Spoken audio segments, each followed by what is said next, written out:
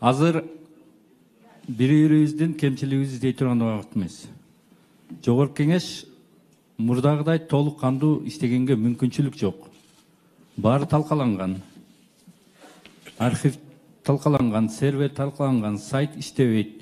Фракциялар чогулайлы дегенге мүмкүнчүлүк жок, чындап эле.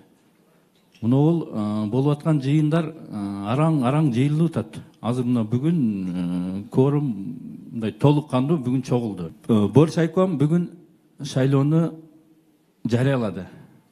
Боршайкомго биз эч кандай мыйзам буздум деп айта албайбыз.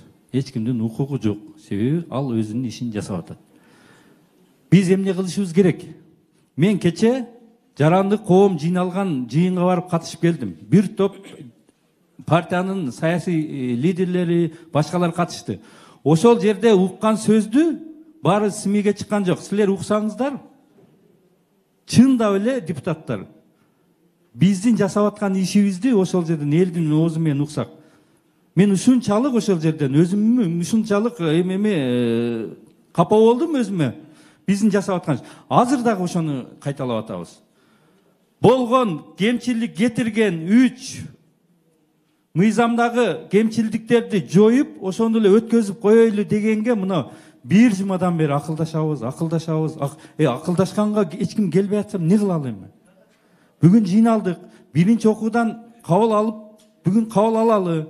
Экинчи, үчүнчү окуудан дагы кабыл алалы дагы шайлоо боло турган шайлоого ушуну тактап берип коелу. Кетирген кемчилик.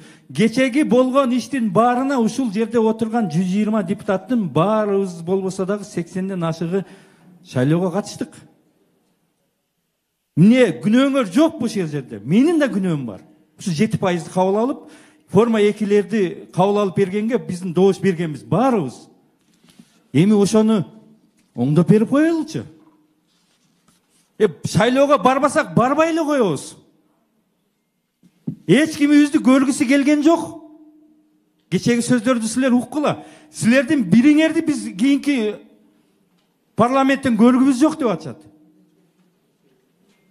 Анан бул жерде ар түрдүү нерселерди жасаштын кереги жок. Биз келиңиздер. Оңдоп жасап берели дагы шайлоого эркин атаандашуу жаңы партияларга, жаш партияларга, жаңы күчтөргө мүмкүнчүлүк берип коелу болду. А эгер 3% силер аз десеңер, чогулуп алып кыйын болуп 20% алып келе бергиле. Үстүнө парок коюп аткан жокпуз да 10%тен көп алган кирбейт деп. Болгону астындагы парок түшүрүп атабыз да 3%дан өткөнү келсин. Буга эмнеге ичибиз тарып атат? Качанга чейин монополия кылып, качанга чейин гайканы бурап, качанга чейин ушинтип 3 революция болду. Эми 4-сүн жасаган турасыңарбы? Өзүбүзгө келели. Бүгүн күн тартибине киргизип, кабыл алып берели ушу мыйзамды. Болбосо жаштардан, жаңы күчтөрдөн бир чоң толкун болуп кетиши мүмкүн. Мен ага эч кандай кепилдик бере албайм. Рахмат.